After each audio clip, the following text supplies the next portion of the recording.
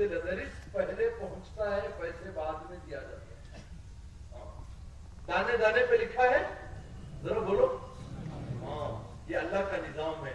वहां भी नहीं भूलते हमारा परमानेंट ठिकाना जहां हम रहते हैं, हमारी ऑफिस है, हमारा घर है, हमारा इलाका है, वहां भी अल्लाह मेरा दाल दाना देते हैं। इतना यकीन मेरा अल्लाह कितना मजबूत है कि कैसी तरतीब बनाता है। देखो मदीने का खजूर कौन नहीं खाया इस मजमे में? बगैर गए के हजारों खजूर हम खा गए। खुदा की शान कैसी है। मदीने के खजूर के दरख्त में अल्लाह ताला मेरे नाम पर एक फूल लगाते हैं। उस फूल की हिफाजत के लिए 70 फरिश्ते उसमें उसकी हिफाजत को देते हैं।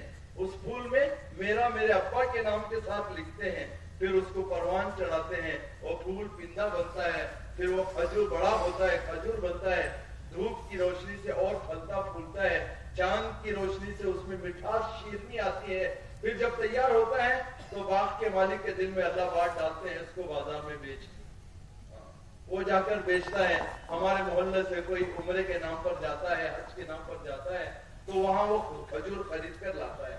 ये जो 70 फरिश्ते हैं, ये इनका कमाल है, इनकी जिम्मेदारी है।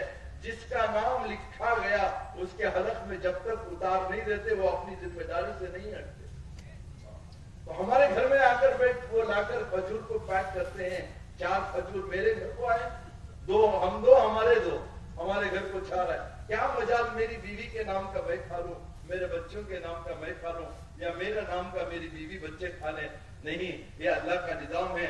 जिसके मुकद्दर का है वही खा कर रहेगा। हमने कितने खा गए, कभी गौर करो।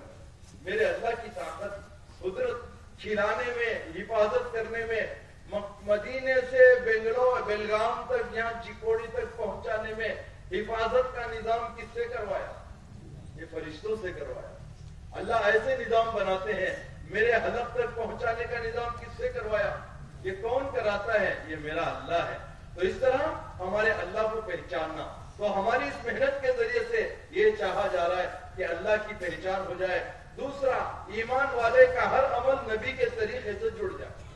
हमारी इस मेहनत के जरिए से यही चाहा जा रहा है कि ईमान वाला अपनी सुबह नबी वाली कर ले, दोपहर नबी वाली, शाम नबी वाली, रात नबी वाली, इसका खाना नबी वाला, इसका सोना नबी वाला, इसका इस्तंजा बैतुल खला नबी वाला, इसका नाखून काटना नबी वाला, इसके सर में बाल रखना नबी वाला, सर के बाल से लेकर पांव पैर तक पूरे 24 घंटे वाली जिंदगी नबी के तरीके पर आ जाए तो ये जो तरीका इसकी जिंदगी में आएगा, इसको दीन कहलाया जाएगा।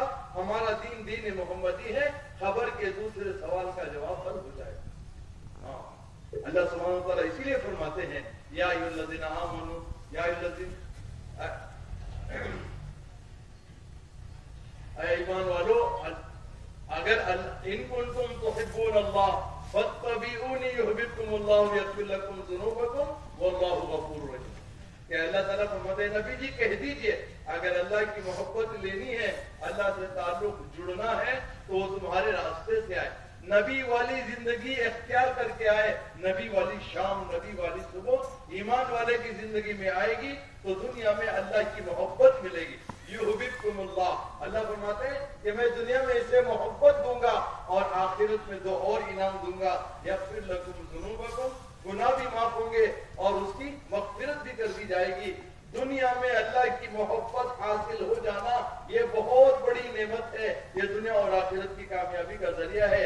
ये मोहब्बत अल्लाह किस तरीके से देना चाहते हैं? वो नबी की इत्तिबा के जरिए से देना चाहते हैं। नबी वाली जिंदगी में जिंदा हो जाएगी तो अल्लाह ताला ईमान वाले को कामयाब कर देंगे।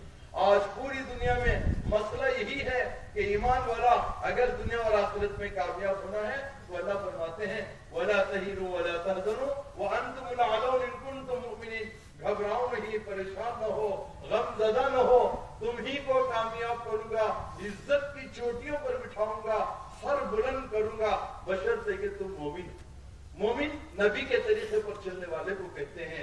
अल्लाह ने हमें एक दीन दिया है, वो दीन दीन मोहम्मदी है। इतना कामिल और मुकम्मल दीन दिया ईमान वाले को कि बच्चे की पैदाइश के पहली सांस से लेकर जिंदगी की आखिरी सांस तक का दीन दिया। कोई और दीन ऐसा नहीं ہے جس میں اتنا مکمل رہبری کی گئی ہو. اللہ کے نبی صلی اللہ علیہ وسلم کے ذریعے سے دین کو کامل اور مکمل کرا کر ہمیں وہ طریقے زندگی دیا کہ کسی بھی مرحلے میں کبھی بھی کسی اور کے طریقے میں جھانکنے کی ضرورت نہیں پڑے گی. اللہ کے نبی صلی اللہ علیہ وسلم کے ذریعے سے ہمیں کامل رہبری مل گئی. اتنا ہی نہیں بلکہ انسان کے مرنے کے لیے اس کا بھی دین دیا گیا. ہاں، مرنے سے پہلے کیا کرنا ہے؟ اللہ کے نبی صلی اللہ علیہ وسلم فرمایا الکیس من دان نفسہ وعمل لما بعد الموت. تم میں عقل مند وہ ہے، سمجھدار وہ ہے جو مرنے سے پہلے مرنے کی تیاری کر لے. مرنے کی تیاری زندگی اچھی کر لے تاکہ مرنا اچھا ہو جائے. مرنا اچھا ہوگا تو خبر اچھی ہوگی، خبر اچھی ہوگی تو حشر اچھا ہوگا. اچھا حشر ہونے کا مطلب کیا ہے؟ کہ آخرت کی کامیابی مل جائے گی.